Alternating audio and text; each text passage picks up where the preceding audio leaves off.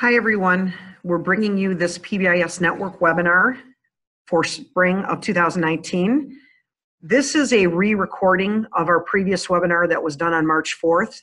Unfortunately, the original webinar was not recorded. It was an unintentional thing that happened. So I am re-recording the important components of that webinar so that you have information regarding 2019 PBIS state recognition, as well as some of the classroom practices that we promised to share with you last time at our last webinar.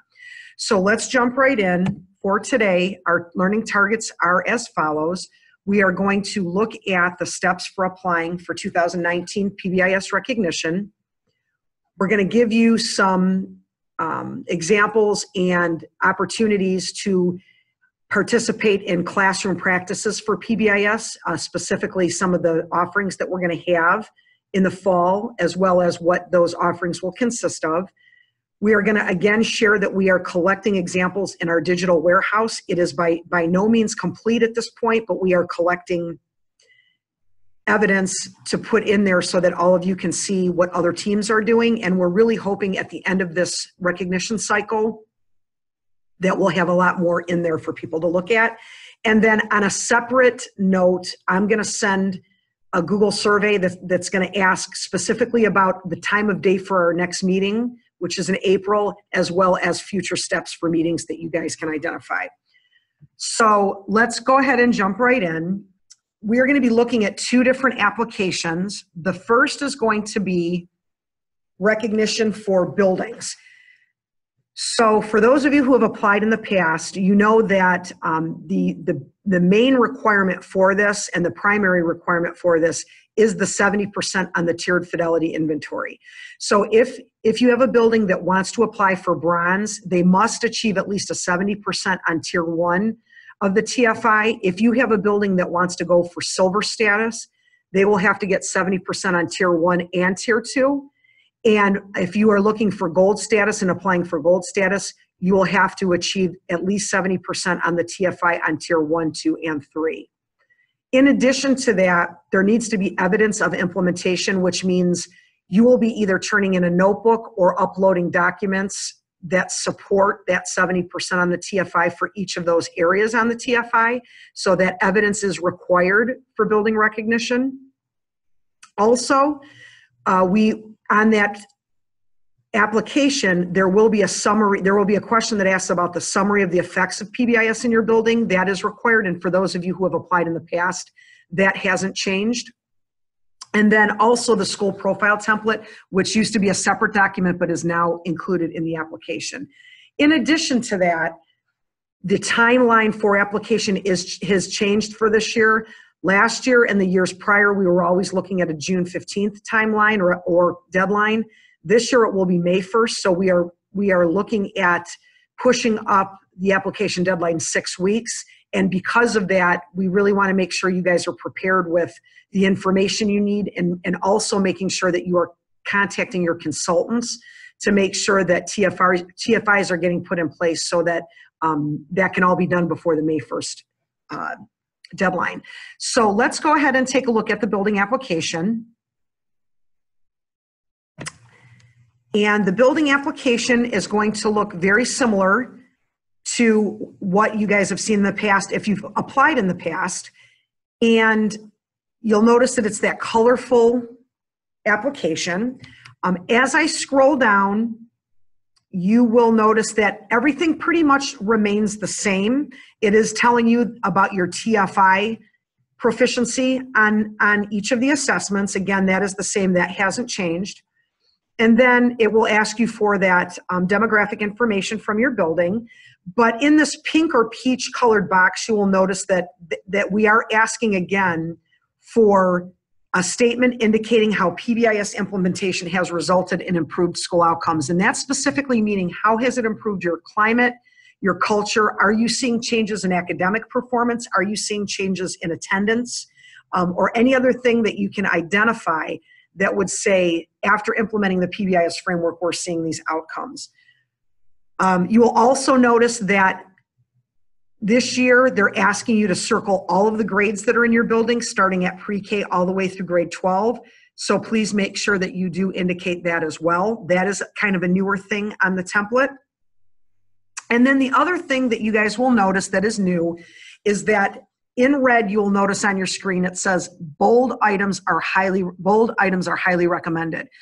We are saying this year, when applying for any of the tiers, either bronze, silver, or gold, that we are really highly recommending that these things in bold are accompanying your application. So for 1.1 team composition on the TFI, that means you need to include a list of team members in role and your tier 1 team meeting minutes. Next year, from what I'm understanding from the state network perspective, these will all be required. This year, because it is the first year for the change, they're saying that they're highly recommended, and I would highly recommend that you do get in the habit of doing that because next year they will be required. You will notice that these bolded items will go through each of the tiers. The bronze, you'll notice that you have bolded items. As I slowly scroll down, you'll notice that the silver will also have bolded items as well. And then also the gold will have bolded items as well. So at this point in time, those are highly recommended, but next year they will be required. So those are changes that we are seeing this year in the application. So let's take a look at also the requirements for district recognition. This is a little bit different. They did have this application last year. I will tell you no one from our region and Region 8 applied. But if you are interested, these are the criteria for the district to receive recognition. And I will also say this recognition is not a bronze, silver, or gold. It's just called district recognition. So there's not a tiered system for the district recognition. The requirements are that a percentage of your schools in your district need to be implementing PBIS, and I'm going to show you specifically what that percentage is in a minute. You have to have evidence of a district level planning team. You have to show evidence that the district level team examines data on a regular basis. You have to also show evidence that the district has within either their Ohio Improvement Plan or within their CCIP or within their strategic plan, they have a PBIS goal identified. And then you have to show evidence of district support. So let's take a look at what this application looks like. This is the district award. You'll notice right away at the top, the difference between this one and the building award, it's going to say district award right at the top right. Otherwise, they look pretty much the same as far as the colors and whatnot is concerned. So let's scroll down to what the requirements are. You'll notice this looks very, very similar to the other application. We see the pre-K through 3 or the pre-K through 12 grade levels that you'll have to indicate. Well, we also see the same supporting evidence that is asked for on this application. And then we will go down to, it kind of almost looks like a bronze or silver award section, but you will notice there are only 5 questions for the district to fill out. One of the requirements is that you have a percentage of your schools implementing PBIS. If you notice here, most of you will be in the 1 to 10 range. I don't think we have very many schools that have more than 10 or 11 buildings. But if you have at least 1 to 10 buildings in your school district, 60% of those schools need to be implementing PBIS. And that's saying that they need to be awarded at least the bronze status during that current award cycle. So that is a little tricky because we have not awarded those yet, and this is the current cycle. But working with your consultant, and if you know you're going to apply for your buildings, you're kind of going to know ahead of time if you're going to have that 60% or that 40% as far as being awarded per building. You're not going to get that before the district award because all of those awards will come in at the same time, but please make sure that you're working with your consultant at the SST to really discuss, are you going to have that percentage that will be recognized this coming fall? That will be for 2019.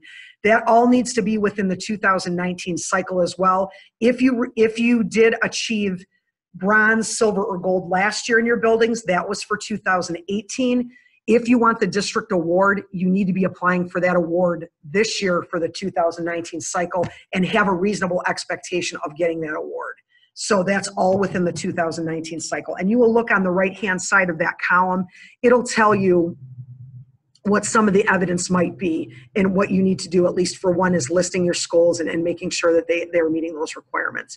The other thing is you need to have a district level planning team. For 1.2, you'll see some of the supporting evidence there. Those are all kind of self-explanatory. Let's look at 1.3, district level examination of data. That is required. You need to have either meeting minutes, reports, TFI, surveys, or any other things that you are looking at a district level that indicate that you are looking at behavioral or PBIS data on a district level to meet 1.3. And again, on the right-hand side are what those things could be. 1.4 is the district behavior or PBIS goal identified. That would be in your action plan or some other documentation that you would be able to provide. I could even see that being in your CCIP, or I could see that being in your continuous improvement, your strategic plan if you have one in your district. And then lastly, you have to have district support of the building implementation. So that is either documented professional development that you're doing. You could receive a letter from your superintendent saying that you're doing that. Documentation of PBIS implementation as a part of personnel responsibilities, code of conduct in the district, or there could be other evidence for that. So that is the district application. You can apply, your schools can apply for building recognition as well as your district, but again, remember, to even be eligible for that district award, you have to have at least whatever that percentage of, it's probably going to be 60% for most of you. They need to be applying and getting at least bronze recognition to be able to apply for the district award. And that needs to be this year, not last year. If you've received it last year, that's fantastic, but that's not going to go for this award cycle. Okay, so we've looked at now recognition requirements for both building and district. This is just another reminder that if you have not yet had conversations with your consultant from the state support team regarding scheduling TFIs, you really need to do so. We are going to be on a really, really tight timeline this year, you guys, and it's going to be really tough to get all of these TFIs in, particularly when there's only, at most maybe 4 of us or 5 of us at the SST that actually can conduct these. You really need to get in contact with those folks. We also have one of our consultants that's going to be going on maternity leave very shortly. So, I would say if you're watching this webinar today, contact your state support team person today. Do not wait. Please make sure that you do that. Okay. The other thing that we said that we would cover in this webinar are the supporting behavior practices that we talked a little bit about in last month's webinar. What I would tell you is, in my mind as a PBIS coach and consultant, that we spend a lot of time on school-wide PBIS, and that's a fabulous thing because we really look at those common areas in the building, and it's really important that everybody has consistency. But one of the things in our Tier 1 training that we don't really talk about are those effective classroom practices. And from a consultant's point of view, and I know my other consultants in SST8 feel the same way, if these practices are not happening in the classroom, you're really truly not doing Tier 1 with fidelity in a PBIS framework. So what we wanted to share with you today are 2 things that we're going to be offering next year. One is going to be the school age PBIS effective classroom practices, and that's what you see on your screen right now. Those are listed for you. There are 8 things that we talk about as far as classroom practices are concerned. We're also going to talk just a minute about how that looks a little bit differently in an early learning environment, and there will be some supporting professional development this fall that you can also partake in if you want to as far as early learning is concerned. So from a school age perspective, what you're seeing as far as those 8 practices on your screen, those things really need to be practiced and in place in a classroom to really say that we are doing tier 1 with Fidelity. We have our school-wide stuff going on, and then we have these classroom practices going on in each and every classroom. Basically, I'm going to give you a quick definition of each one of those. I'm going to show you this supporting document that's on your screen. And then I'm going to talk just a second about the early learning, because our early learning person is not with me today. The first thing is, do your teachers have classroom expectations that align with the building-wide? Is the language the same? And how are they teaching those in their classroom? So that's the first and really very important classroom practice. The second one is, do classroom teachers truly teach procedures that eventually turn into routines in their classroom? And are those looked at on a regular basis and practiced on a regular basis? The next one is encouraging expected behavior. Do the teachers participate in your school-wide acknowledgement system, and do they have something in their class that they use to encourage expected behavior? Do they have their own system? What we would encourage would be that they participate in their classroom in the whole school-wide system, but sometimes teachers add additional things in their classroom that they might be doing as well. But they really need to be, whatever your acknowledgement system is, they really need to be participating that in their classrooms. The other thing is the discouraging of inappropriate behavior. Do they participate in your continuum of consequences in your building? Do they use your flow chart or your error correction procedures? Is that used regularly in their classroom, not just in the common areas, but also in their classroom?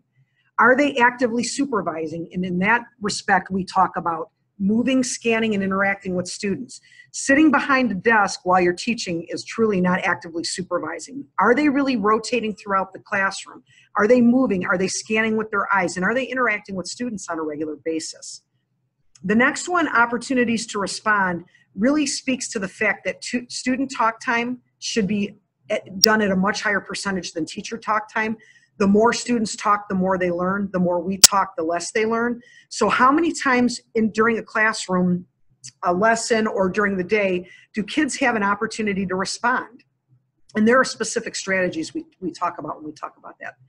And then the last two, activity sequencing and choice, as well as task difficulty, really speak to the way that teachers organize their curriculum and how they give access to students to their curriculum. Are things sequenced in a way that students are able to gain behavioral momentum as they move through things?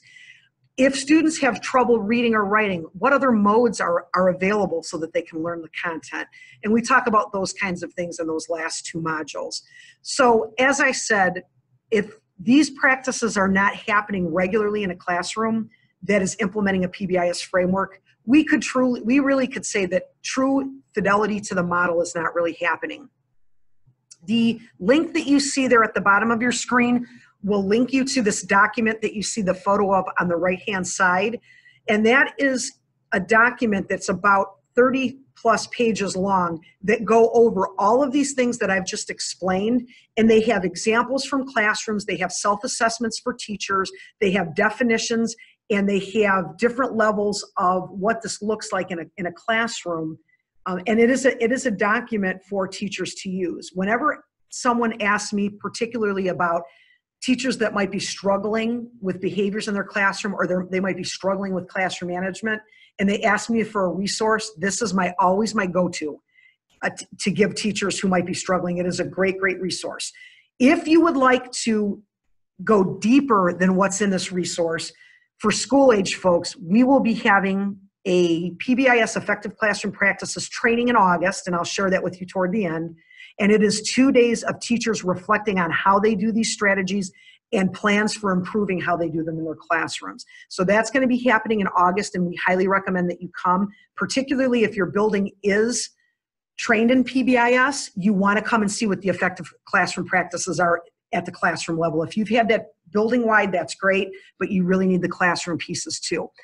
A couple of different ways to think about this is you could send individual teachers who may be struggling or who may be new to the teaching profession, but we always encourage people from the PBIS Tier 1 team to come, get the information, and take it back to their schools. That can be a really effective way of looking at these effective practices. You can take them back and maybe one of the things that we've seen happen is at each staff meeting, one practice is talked about, and then people go back to their classrooms and make sure that they're doing that in their classrooms, and then they kind of revisit each one of these or visit each one of these throughout the course of the year at their faculty meeting. So that's something else that you can also think about. But the site is there if you want to download that document. It is one of my favorite resources for effective classroom practices. When we're talking about early childhood settings, it's not that we're talking about something different necessarily, but there's always some considerations that you want to have regarding early learners because they are at a different developmental level as older children. What they really talk about in the classroom, and they teach specific strategies in which to accomplish this, is they really talk about preventing challenging behaviors and promoting appropriate social behavior. So it's a prevent and promote kind of framework. And that's done in 3 different ways. That's done by environmental manipulations. In other words, is our classroom environment set up so that the least amount of disruptive behavior can occur? It is the best possible environment for learning. Have we thought about traffic patterns? Have we thought about access to materials? Have we thought about groupings of students? Have we thought about all of those things that makes our classroom environment really have access for students, that students can have access, I should say, to those classroom environments to be able to learn? So that's the first thing that they spend a lot of time on. The second thing is providing that positive attention and feedback to children, and we talk about that in the framework all the time. We teach the expected behaviors, and are we really paying attention to the students when they're doing them? Remember, the way you change 80% of the behavior in your classroom is just pointing out what someone's doing right. And so this is really pointing out and providing feedback to children about what they're doing correctly in the classroom environment. And then the last is something that we're really seeing more actually at the older level, but has been always part of an early learning classroom, and that is teaching the social emotional skills. Students generally at that age can sometimes have difficulty self-regulating their emotions, so it's really important that students are taught social emotional skills and how to regulate their own emotions within a classroom environment and then within any environment. And so that is something that's been really, I would say, forefront of early childhood settings. And that's something some of us who are secondary teachers maybe didn't pay a lot of attention to, but it's also very important in the older grades. But specifically in those early learning environments, those teachers work on these 3 things on a daily basis. So we want to prevent those behaviors from happening and then promote the appropriate social behaviors by doing those 3 things. So you will notice that there are 3 agencies listed on the bottom of the screen. If you would like more information, you can go to any of those organizations to find out more about what the prevent and promote framework is. But again, it is something that it's really something that we should be doing. I would say, even though this is an early learning strategy, this is something I believe we should be doing throughout students' educational careers, and that's even up and throughout secondary. I do know that the early learning team will be providing I believe it is a 1-day training. I may have misspoken. It's a 1 or a 2-day training that they're going to do on these specific strategies in the fall. But what I can tell you is it is not scheduled today is May 6th. It is not scheduled at this point in time, but will be scheduled very, very shortly. So what I did want to show you also is if you are looking to attend any of our sessions, whether that be the classroom session or that be the early learning session, I want to kind of show you what you need to do on our website. So on your screen, you will notice that I have our events calendar up before you. You will notice that on August 8th and 9th, we already have our PBIS Effective Classroom Practices scheduled. It's a 2-day session, and that is going to be taking place on August 8th and 9th. And all you really need to do to register for it is to click on that link, and it's going to take you to a page that's going to give you really a thorough description of whatever that professional development is. If you scroll down, all you have to do is click down here to register online.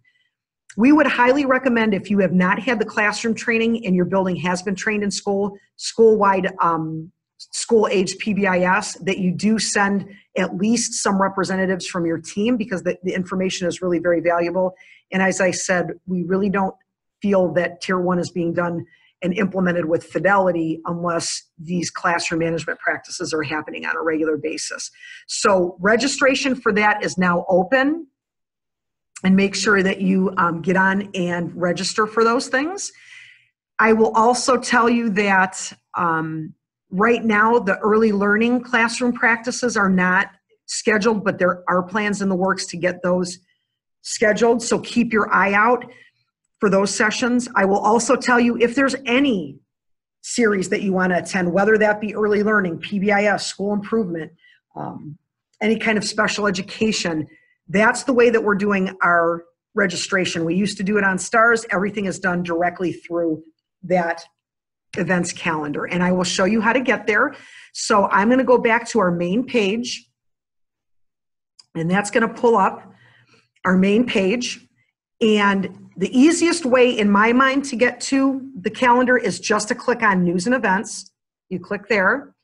Our news stories will come up, and under the events calendar, you just click there to get to our events calendar. What's going to happen is it's going to default to the current month, which is going to be March, and you see we have a whole lot of stuff going on in March. But to get to a future month, all you have to do is click to the right there to click on the, and you have to scroll through each month to get to each month. So that's kind of what we wanted to show you as far as registering for any of our professional developments is concerned. The other thing that I did want to also show you is I'm going to navigate back to our main screen. Those of you who are interested in applying for recognition, there is a news story at the bottom of our page right here. And if you click on it, you will notice all the documents needed for application are at the bottom of that story. There's a building application, a district application, and a recognition guide. For those of you who have applied in the past, the recognition guide, there wasn't a recognition guide. That is something that's new this year that you might want to look at, but you can download each of these from that story on our webpage. And again, I'll take you back. We'll go back to State Support Team 8. If you scroll down to the stories, it is the second story listed here. I will also tell you, I believe it is on, yep, it is on our sliding, scrolling picture, our slideshow, and it is, you can also get to that story from here as well. So please keep in mind, again, May 1st is going to be the deadline. You need to really get with your consultant if you have not done that yet as far as scheduling a TFI is concerned.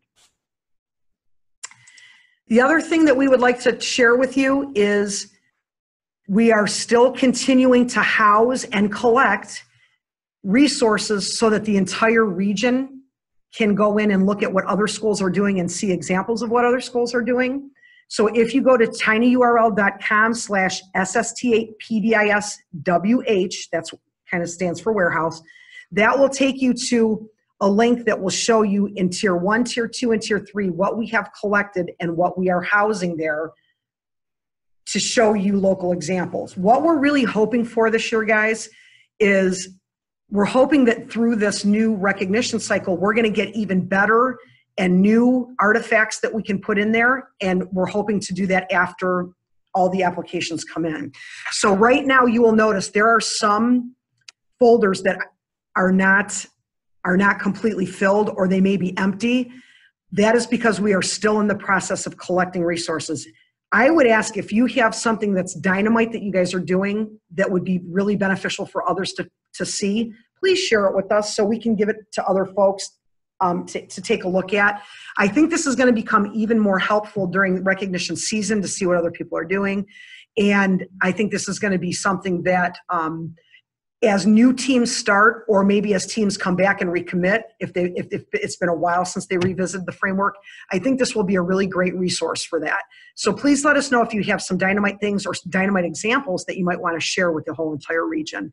For now, we are just starting to populate it, so you may click on a folder that's empty, and I apologize for that, but we are still in the process of collecting that information. So make sure that you get that to us if you have something that's really good that you're doing that you'd like to share.